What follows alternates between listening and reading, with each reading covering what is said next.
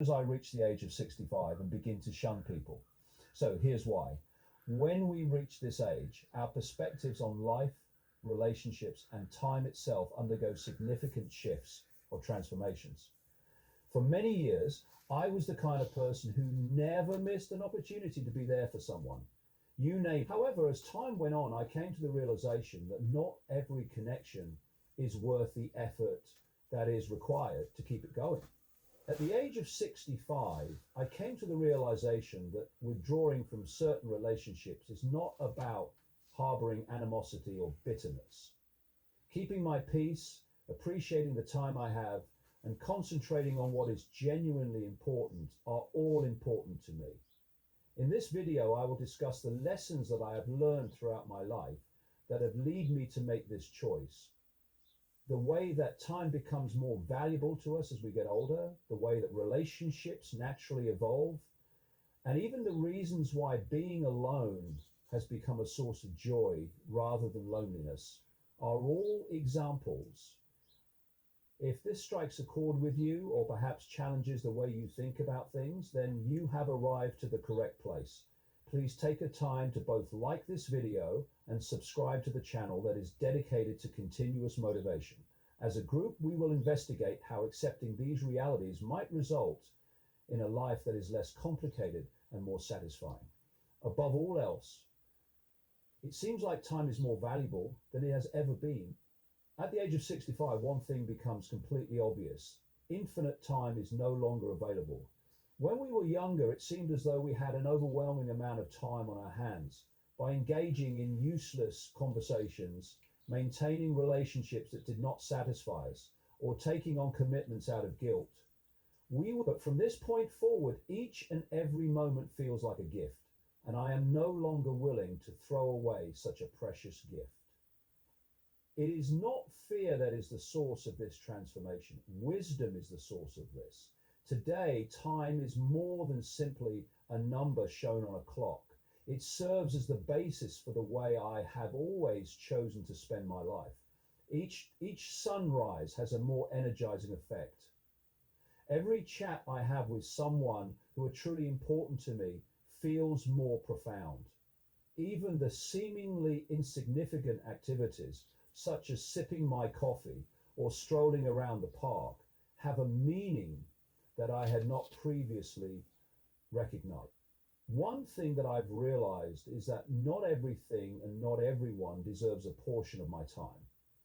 This is not an example of selfishness. It is crucial that when we get older, we take a step back and ask ourselves, is this actually worth my energy? Would I be happy if I did it? When it comes to my values, does it align? If the response is negative, I will let it go. Mostly due to the fact that time that is wasted on things that are not important is time that is taken away from things that are important. I have adopted this perspective in a number of ways, one of which is by streamlining my connections. To be polite, I no longer accept every invitation or engage in superficial talks. I no longer say yes to every invitation.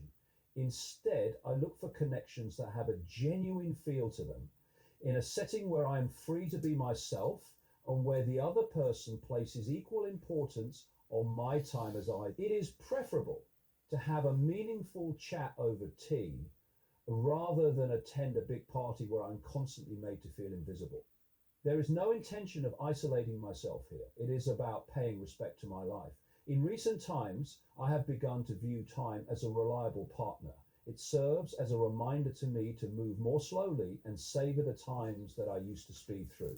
It advises me to make a decision with caution because every option carries some degree of significance. Further, it reassures me that it is acceptable to let go of things that are no longer beneficial to me. In the event that you find yourself having ideas that are comparable to mine, I want you to know that you are not alone. At this point in your life, there is no set policy that dictates how you should spend your time. But this is what I've found out about it here. Pay attention to the things that are important. When it comes to time, it is not about how left you have. It all depends on how you choose to use it. Guard it with all your might. It should be filled with individuals who actually elevate you as well as purpose and peace. The reason for this is that once you begin to regard time as the treasure that it is, your entire life will transform into something more. Number two, relationships change and people change as well. Relationships change throughout the course of time, and so do we as individuals. At the age of 65, I have finally come to terms with a harsh reality. There are certain relationships that are not designed to endure a lifetime, and that is just fine. Failure is not indicated by this fact. Things are simply moving forward in life. When I was younger, I was under the impression that maintaining relationships required a consistent amount of effort. I made sure to remember every birthday, I went to every function, and I reached out to people even when I was feeling weak and exhausted. I had the misconception that being there for everyone made me a respectable friend, neighbor, or member of the family. But as time went on, I became aware of something. None of the relationships are created equal. While others exhaust you, there are some that nourish you. A change like this did not take place overnight. The years of experience were what brought it about. There are some nice and some unpleasant. I have experienced hurt at the hands of those whom I trusted, disappointment at the hands of those upon whom I relied, and even separation from members of my family whose lives simply diverged from mine.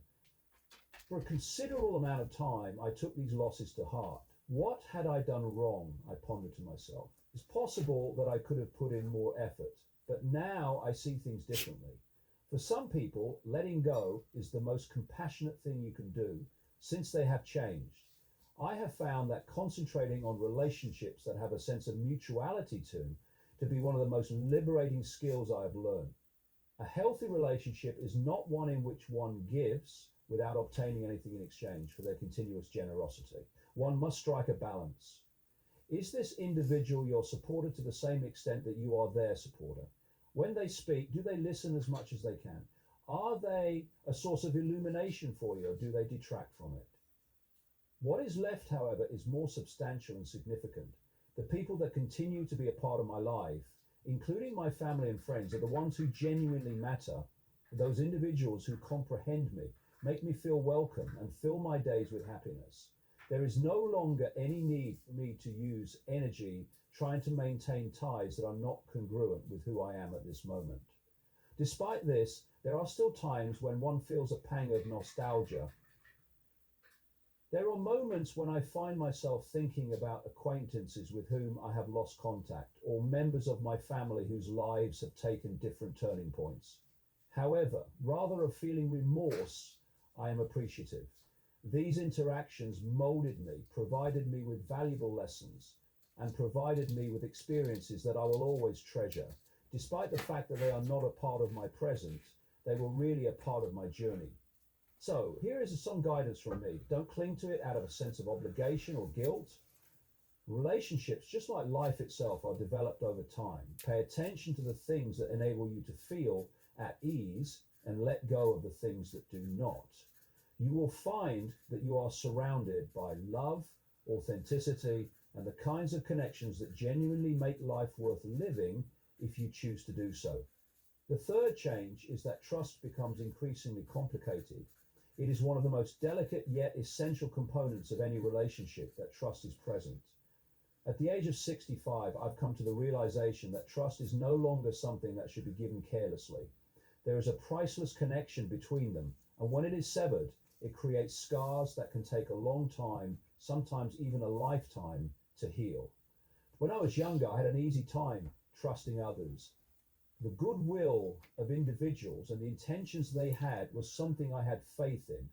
I gladly contributed my emotions, my time, and my allegiance to the cause. This openness, however, resulted in a great number of wonderful connections. There was also a certain amount of grief that it brought. Over the course of my life, I have been let down by individuals that I never imagined would cause me harm. A friend who valued what I could do for them more than who I was, a family member whose decisions caused distance between us, and even a co-worker who prioritized personal gain over our shared vision were all examples of situations that profoundly altered my perspective on trust. Um, Even if they did not make me resentful, they did teach me to be cautious.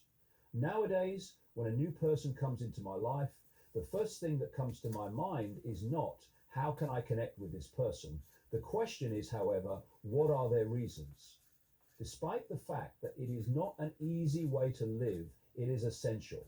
Having said that, I've developed the realization that trust isn't simply about other people. Being able to trust oneself is also important. My life has taught me a lot of valuable lessons, but one of the most essential ones is to learn to trust my intuition. I no longer consider it to be paranoia or excessive thinking when I have a feeling that something isn't quite right. Without regard to the length of time they have been a part of my life, I have decided to leave relationships that I perceive to be unhealthy. What I've realized is that it's worth it to make the painful decision to let go in order to protect my calm. In spite of this, trust can still be established. However, things are different now. Occasionally, I am taken aback by the manner in which other people surprise me. A stranger who is so generous that they go out of their way to assist. A neighbor who comes to check on you when the weather is severe. These insignificant but sincere actions serve as a reminder to me that trust, despite its fragility, is not difficult to re-establish.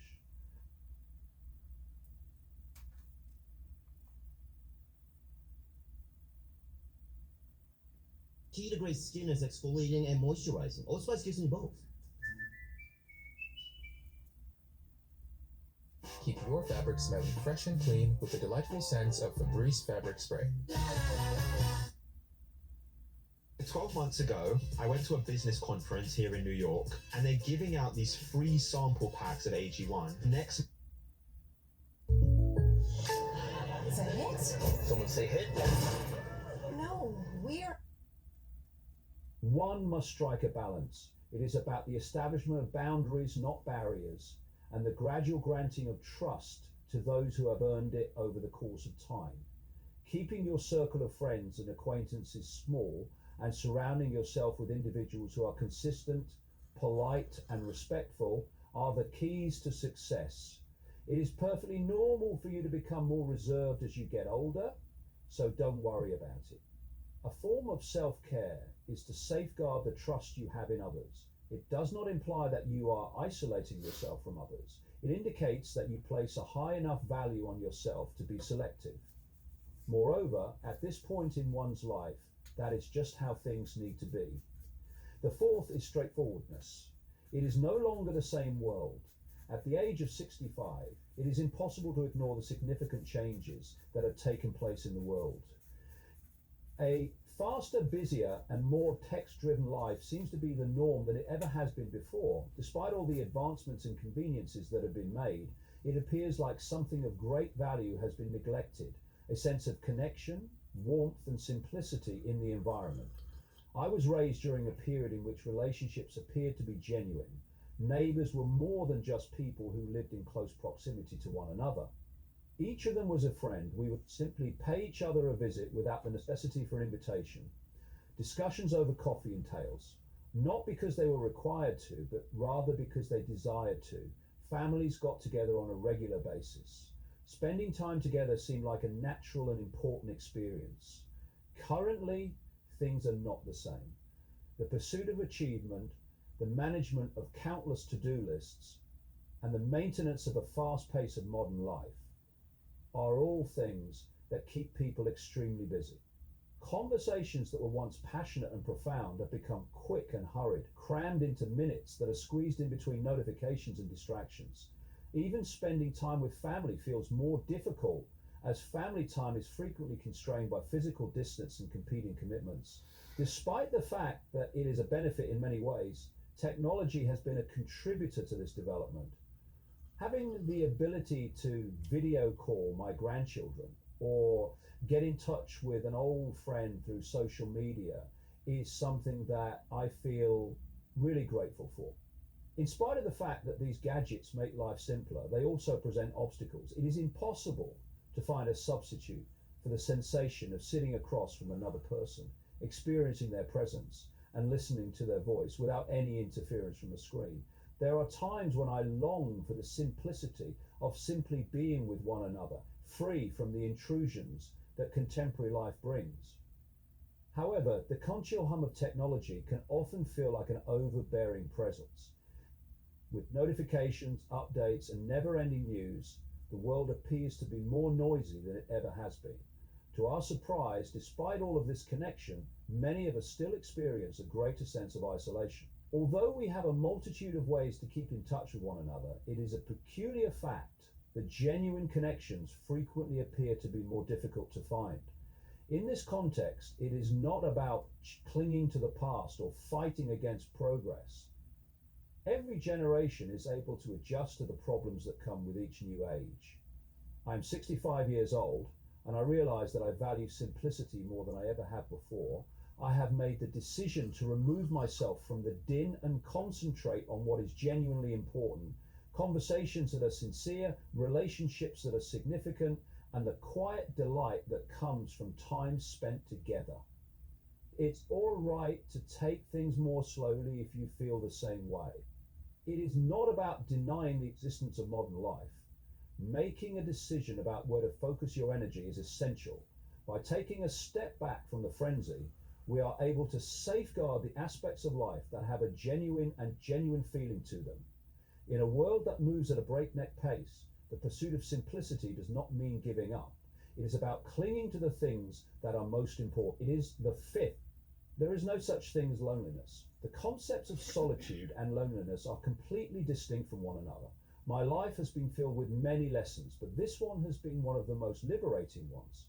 An ache, a feeling of emptiness that results from a need for connection is what we mean when we talk about loneliness. On the other hand, solitude is a choice, a place where one can find calm, think, and refresh themselves. There is no reason to be afraid of it. One should welcome it with open arms. When I was by myself, I was able to acquire a level of clarity that is difficult to achieve in the hectic pace of everyday life. When you are sitting on the porch with a warm cup of tea, listening to the wind rustle through the trees, or watching the sun slowly dip beyond the horizon, there is a profound beauty that can be found in these simple, calm moments. Having these experiences is more than just a way to kill time. They make it more enjoyable and bring to memory the little pleasures that life has to offer. During these times of peace and quiet, taking some time to think on the past has also been a source of comfort. I choose to concentrate on the things that I have learned and the memories that bring me joy, rather than obsessing on the mistakes I have made or the possibilities that I have passed up. When, how, and why, that doesn't matter. In alone, I am able to reflect on my life and find thankfulness for the person I have become. This allows me to make peace with the life I have lived and to gaze inside. I have not, however, become more distant from other people.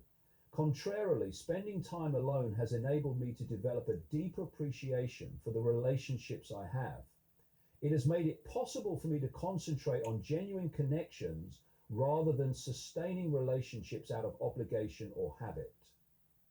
When I am with people I care about, I am fully present and engaged, and I take pleasure in the moments that we share together. Separation has also instilled in me a sense of self-worth. Getting caught up in the notion that being surrounded by people lowers your value is something that is very easy to do. However, the reality is that the size of your social circle or the number of events that are scheduled on your calendar do not necessarily determine your value. It originates from within, from the realization of who you are and the things that are actually important to you.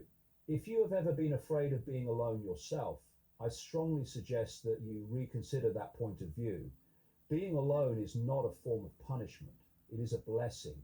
It is an opportunity to listen to your own ideas, to concentrate on the things that offer you calm, and to get back in touch with who you are. In proportion to the degree to which you accept it, you will come to understand that it is a wellspring of power and clarity. You are able to discover equilibrium and happiness while you are by yourself. You are able to let go of distractions and pressures and instead concentrate on living the life that you imagine for yourself. The issue is not one of seclusion. The issue is one of purpose. But additionally, during those times of silence, you might find that you are able to experience a greater sense of fulfillment than you ever imagined was possible. Here is the sixth reason why I avoid people now. When you avoid people, you are not harboring any animosity or bitterness. Protecting my tranquility is the focus here. There are certain relationships that are not worth preserving, and there are some social obligations that do not warrant my time or energy. I have learnt this over the course of my life. Although I did not arrive to this realization quickly, it has proven to be one of the most significant things I have learned in my life. For the majority of my younger years, I was of the belief that I should always be available. I aspired to be the kind of person that other people could rely on, someone who is dependable, such as a friend, a neighbor, or a member of a family who is supportive. Even though that made me happy for a short period of time, it also left me feeling exhausted. When I was in circumstances that did not correspond with my ideals, I gave an excessive amount of myself to relationships that were not mutually beneficial. Life has a way of showing us where the boundary is and learning from it. I have had experiences in which my kindness was taken for granted or my time was regarded as if it had no worth, and this has occurred even if it took decades for it to happen. I disregarded warning signs because I believed that devotion meant remaining, even though doing so diminished my level of satisfaction. You know what's smart? Enjoying a fresh gourmet meal at home that you didn't have to cook. Upgrade your plate with Factor. Chef crafted, dietitian approved, ready in 2 minutes. Eat smart with Factor.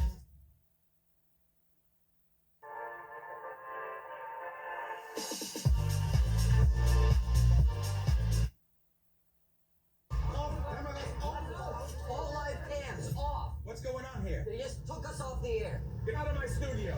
Turn the cameras back on. 3, 2, 1. There's a hostage situation in the Olympic Village. September 5, rated R. PDF tools built for business and optimized with AI. Shalom everyone, my name is Eris Soref. I'm the president of One for Israel. I'm sure many... I am aware that avoiding particular individuals is not an act of selfishness, it is for the purpose of self-preservation. When I let go of duties that are no longer beneficial to me and remove myself from unhealthy relationships, I find that I am able to find serenity. I've made the decision to make the peaceful bliss of purposeful solitude my new normal rather than the incessant clamor of social encounters. In order to avoid spreading myself too thin and attempting to please everyone, I choose to concentrate on a more intimate circle of relationships. I am grateful for the connections that bring joy and satisfaction into my life. This does not imply that I have fully disconnected from the world. Those individuals who continue to be a part of my life are there because they actually care about me and because they anticipate receiving something from me. It is feasible to say that these relationships are effortless in the best possible way because they are founded on mutual respect and understanding at their core. Only genuine connection exists. There is no drama and there is no competition. Those individuals who bring negativity into my life are also avoided by me. The people who thrive on drama, who are always complaining and who never ask how I am doing, no longer have a place in my universe for themselves. Putting my own health and happiness first is something I've learned to do, even if it means saying no more frequently, or opting for solitude rather than company. Even if you avoid people, it does not indicate that you are against humanity. If I value myself enough, I will be able to safeguard my tranquility. Finding moments that actually matter and selecting connections that are uplifting rather than draining are also important aspects of this. There is not enough time in life to squander on things that do not provide delight.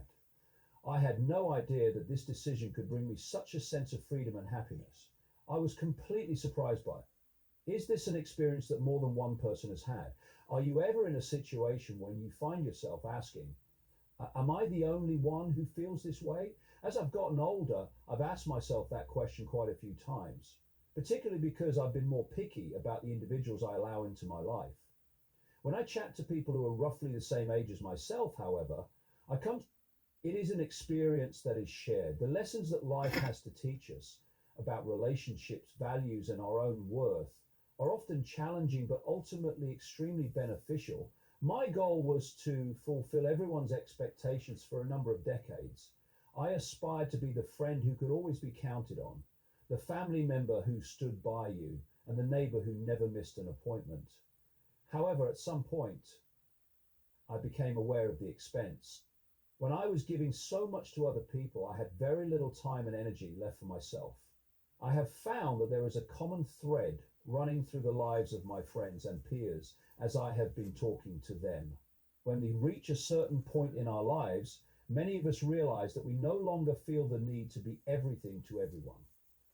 At some point in our lives, the superficial ties that may have felt significant to us when we were younger tend to lose their attraction. Currently, what we want for is conversations that are important, laughter that is not just shared, but also relationships that are genuine.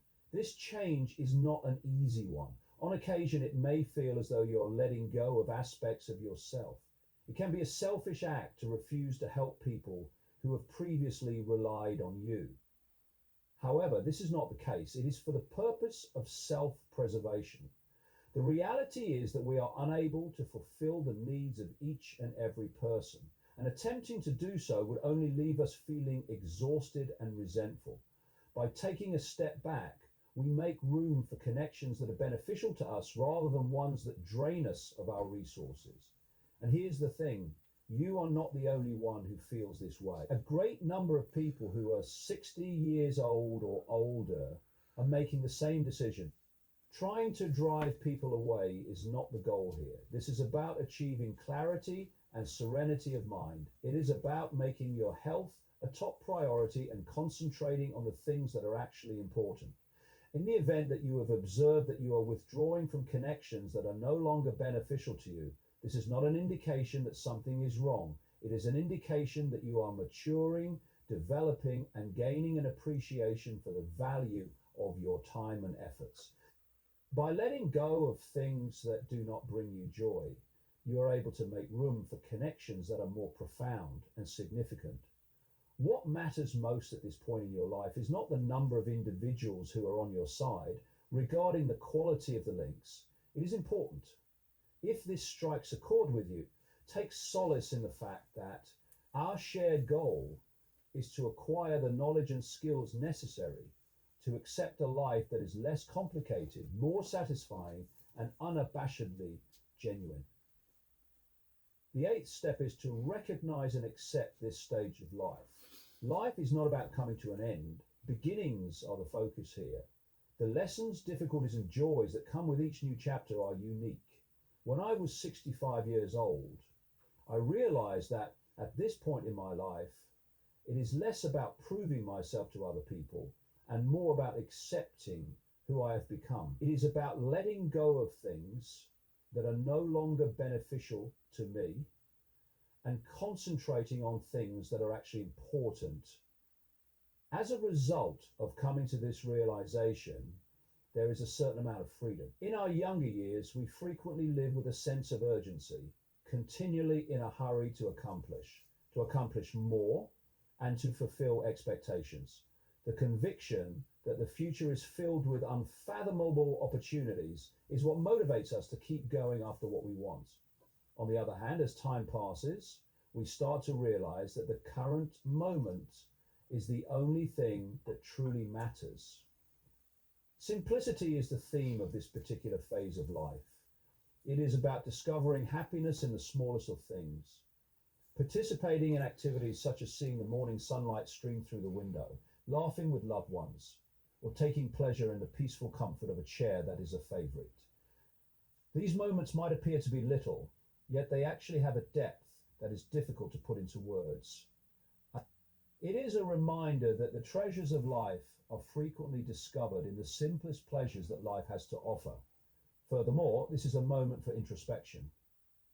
In retrospect, I see my life as a beautiful tapestry of different events. Each one is significant, whether it be lovely or terrible. Every success, every failure, and every one of my heartbreaks has contributed to the formation of the person I am now. I am able to honor such experiences without becoming attached to them through the process of reflection. We are not interested in dwelling on the past. It is about having gratitude for the life lessons that it has taught me.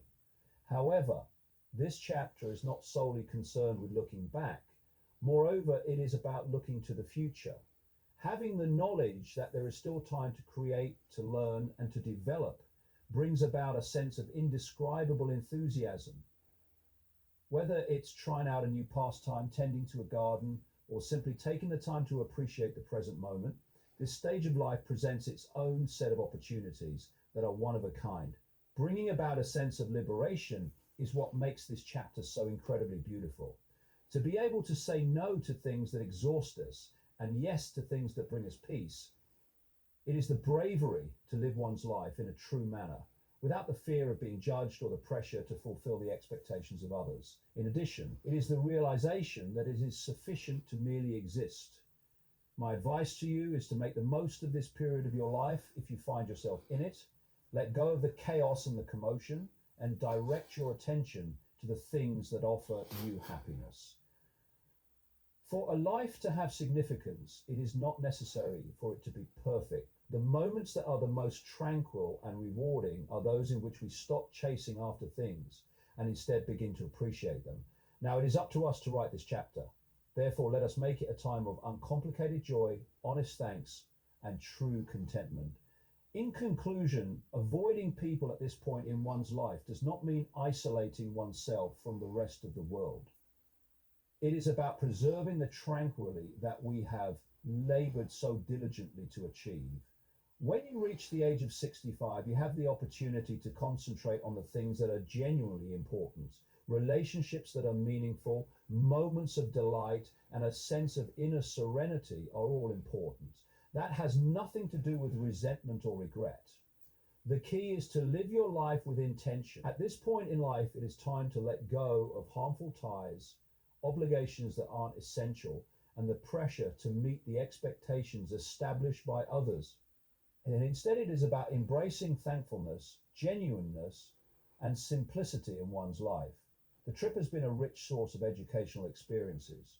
To arrive to a state of clarity and fulfillment, some of them are difficult, but they are all valuable. You should keep in mind that it is acceptable to choose serenity over chaos if you have been experiencing the same feelings. It is not the number of obligations you have that determines the genuine richness of your life. Rather, it is the quality of your days. Allow this to be the chapter in which you live with confidence, love genuinely, and thank God for everything, and savor each and every moment.